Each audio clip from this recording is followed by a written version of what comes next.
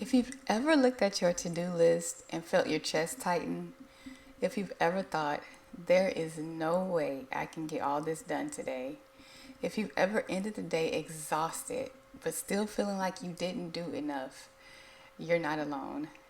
And you're not the problem. Most of us don't actually have a time problem. We have an overload problem. We're carrying too many tasks, too many expectations, too many shoulds, and not enough clarity. Today, I want to walk you through a calmer, more aligned way to approach your to do list.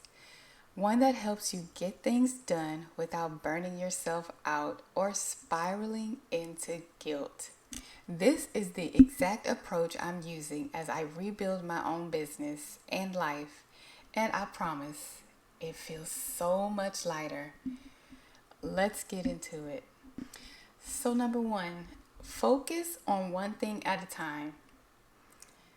We live in a world that glorifies multitasking, but multitasking is actually one of the fastest ways to overwhelm your brain. When you try to do multiple things at once, your attention splits, your energy splits, your nervous system just goes into I'm behind mode. But when you focus on one thing at a time, something shifts. Your mind settles, your body relaxes. You actually finish things faster. Let me give you an example. The other day, I had content to write, emails to answer, client notes to review, and a workshop outline to finalize. I kept bouncing between tasks and I felt like I was drowning. So I stopped. I picked one thing, just one, and gave it my full attention. And suddenly everything felt doable again. Single tasking is a gift you give your brain. Step two, identify your real top priority. Here's the truth. Not everything on your list matters equally. Some tasks move your life or business forward. Some tasks just make you feel busy. So ask yourself, if I could only get one thing done today, what would actually matter? Once you know that top priority, turn it into a goal.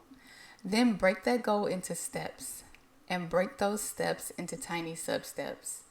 This is how you turn a mountain into a staircase. For example, create my new offer is not a task. That's a whole project. But write the first paragraph of the offer description. That's doable. When you break things down, you remove the emotional weight. You stop feeling like you're failing before you even start. Step three, create realistic deadlines. Deadlines get a bad reputation because we associate them with pressure.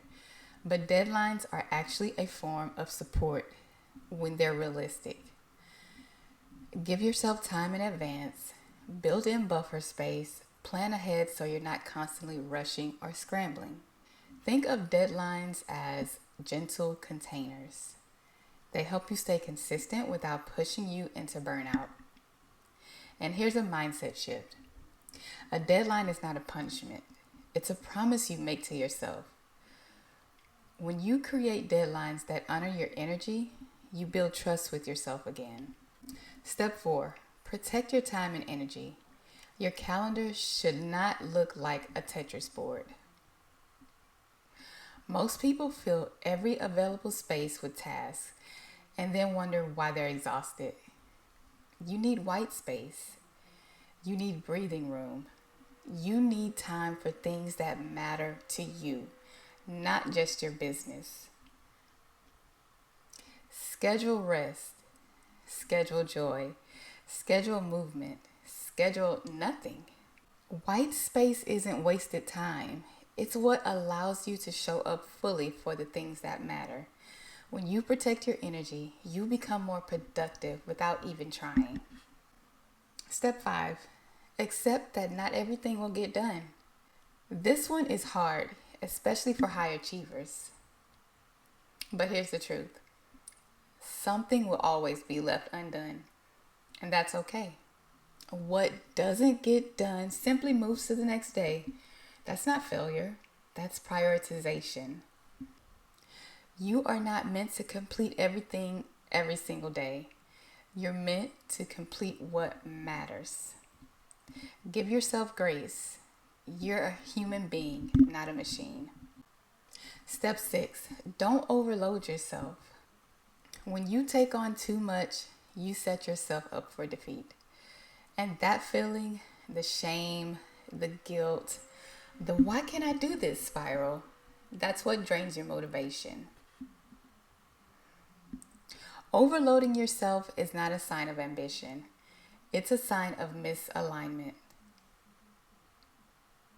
Instead, choose less and complete it with intention. Small, aligned progress compounds faster than giant, unsustainable pushes. Think of it like this: you don't need to sprint, you just need to keep walking.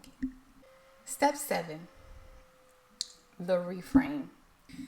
You don't need more time, you need a better approach. One that honors your energy, your capacity, and your humanity. If you're rebuilding your business or your life and you want more clarity and alignment, I created a free worksheet that helps you track your values, your goals, your energy, and your progress in a simple, gentle way. It's the exact tool I'm using in my own rebuild. The link is below. Rebuild with me.